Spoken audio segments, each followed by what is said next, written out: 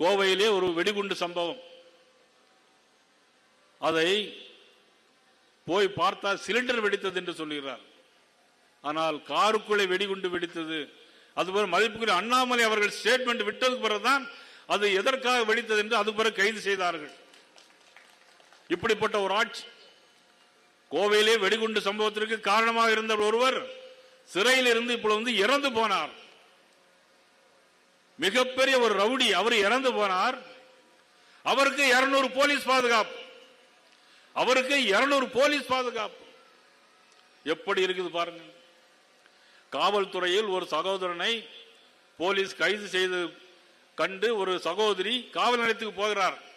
காவல் நிலையத்தில் போய் ஏன் எங்களுடைய சகோதரனை பிடித்து வந்திருக்கிறீர்கள் என்று கேட்டதற்கு காவல்துறை அதிகாரி அந்த பெண்ணை ஜாதி பெயரை சொல்லி இழிவாக பேசி கேவலமாக பேசிய சம்பவம் எந்த ஆட்சியில் நடைபெறும் என்று சொன்னால் அது திராவிட முன்னேற்ற கழக விடியாத அரசு ஆட்சியிலே தான் நடைபெறுமே தவிர வேறு எந்த ஆட்சியில் நடைபெறாது.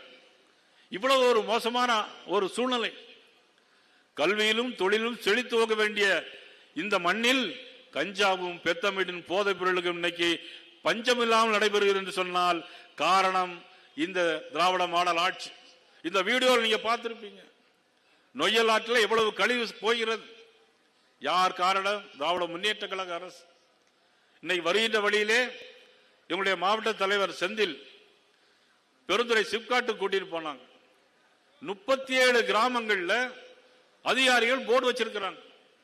37 கிராமங்கள் அதிகாரிகள் என்ன போர்டு வச்சிருக்கிறாங்கன்னா, நீங்க இந்த தண்ணீரை குடிக்காதீங்க அப்படின்னு வச்சிருக்கிறாங்க. அப்ப இந்த அரசு என்ன செய்யணும்?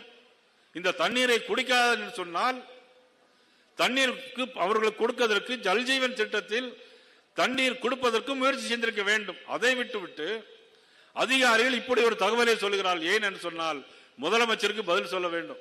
முதலமைச்சருக்கு அதை பத்தி எல்லாம் கவலை கிடையாது. முதலமைச்சருக்கு ஒரே கவலை என்னன்னா, உதயநிதி ஸ்டாலின் அவர்களை துணை முதலமைச்சர் ஆக்க வேண்டும். 2026 தேர்தலில் அவங்க ஜெயித்தால் உதயநிதி ஸ்டாலின் முதலமைச்சராக வேண்டும்.